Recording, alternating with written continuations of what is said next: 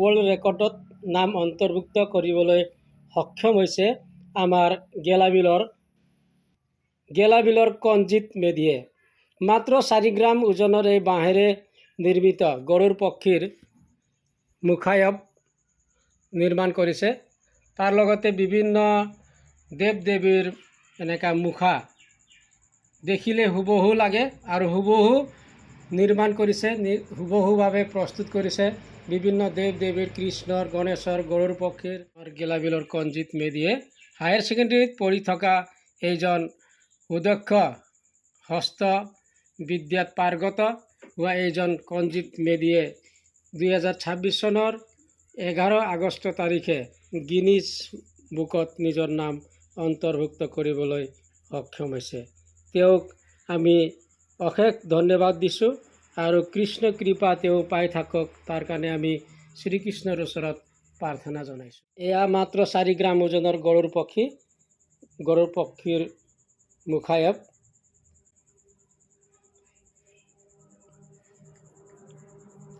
আপোনালোকে যিসকলে এই ভিডিঅ'টো চাই আছে সকলোৱে যাতে কণজিৎ মেধিৰ বাবে প্ৰাৰ্থনা কৰিব, যাতে তেওঁৰ জীৱন আৰু উজ্জ্বলতকৈ আৰু উজ্জ্বলতম হওক, তেওঁ যি বিচাৰিছে, মনত যি ইচ্ছা আকাংক্ষা আছে পূৰ্ণ হওক। তেখেত হ'ল কণজিৎ মেধিৰ দেউতা গোলোক মেধি,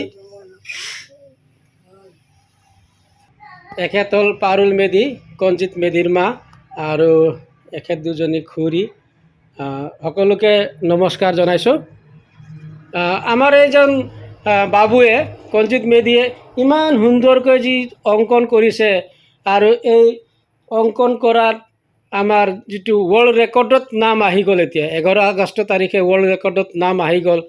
তেওঁৰ এই শিক্ষাটো কেনেকৈ তেওঁ এনেকৈ আঁকিব পাৰিলে আৰু কি সামগ্ৰী লগাই পেলাই আঁকিছে অলপ ক'ব নেকি? নমস্কাৰ, মই কণজিৎ মেধিৰ মাক হয়। তেওঁ বৰ্তমান নৱোদয় জৱাহৰ বিদ্যালয় ওদালগুৰিত শিক্ষা গ্ৰহণ কৰি আছিলে। যোৱা 2.5 বছৰত মাজুলীৰ পৰা প্ৰশিক্ষণ দিব আহিছিলে, 15 দিনীয়া কৰ্মশালা। তেওঁ তাতে প্ৰশিক্ষণ লৈছিল 15 দিন। তাৰপিছত যদিও প্ৰশিক্ষণ লৈছিল, ইমানখিনি জনা হোৱা নাছিল। কেতিয়াবা ঘৰত আহিলে যথেষ্টখিনি চেষ্টা কৰে, চেষ্টাৰ ফলত তেওঁ মানে বহুতখিনি আগুৱাই গৈ নিজে নিজে মানে ডাঙৰ সৰু মুখাবিলাক বনালে।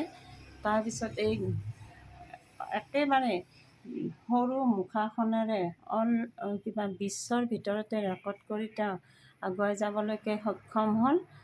আৰু তেওঁলোকে এই বিশ্ব ৰেকৰ্ডৰ হোৱাৰ পাছত তেওঁলৈ ট্ৰফি, মেডেল, চাৰ্টিফিকেট 2026 চনৰ ৱৰ্ল্ড ৰেকৰ্ডৰ কিতাপত নাম উঠাইছে।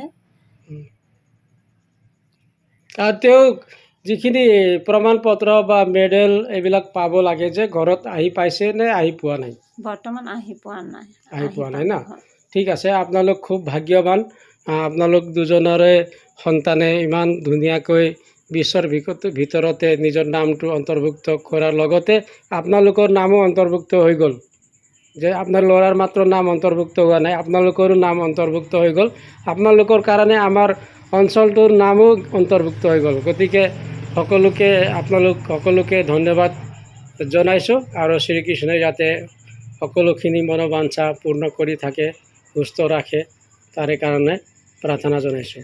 এতিয়া আমাৰ কণজিৎ মেধিয়ে যিখিনি অন্যান্য হস্তবিদ্যাৰে যিখিনি কৰিছে, এইখিনি মই দেখাই দিছোঁ। এখেতৰ হস্তবিদ্যাৰ ওপৰত আপ্লুত হৈ বিভিন্ন প্ৰান্তৰ পৰা অৰ্ডাৰো আহিছে, যে আমাক অমুক বস্তু লাগে, আমাক অমুক বস্তু লাগে বুলি। আৰু ইতিমধ্যে অৰ্ডাৰ দিয়াও গৈছে না? দিয়া গৈছে। আৰু এইফালে বস্তু আছে আৰু আলমাৰীত সজাই ৰাখিছে। সকলোখিনি দেখুৱাবলৈ সক্ষম নহয়, তথাপিও মূল বস্তু দেখাইছোঁ। আৰু হাতৰ বিদ্যাত যিমানে পাৰ্গত, সিমানেই তেওঁৰ পঢ়াটো খুব মানে ভাল, খুব মানে দক্ষতাৰে কৃতিত্বৰে উত্তীৰ্ণ কৰিছে। বৰ্তমান কিমান পঢ়ি আছে তেওঁ? তেওঁ এইবাৰ ডিগ্ৰী ফাৰ্ষ্ট ইয়াৰত গুৱাহাটী বশিষ্ঠ চাৰকাৰৰ মহাবিদ্যালয়ত এডমিশ্যন লৈছে এই অঁ। বিভাগত। অঁ, কি পঢ়ি আছে? হাই ছেকেণ্ডাৰী পাছ কৰিলে হয়।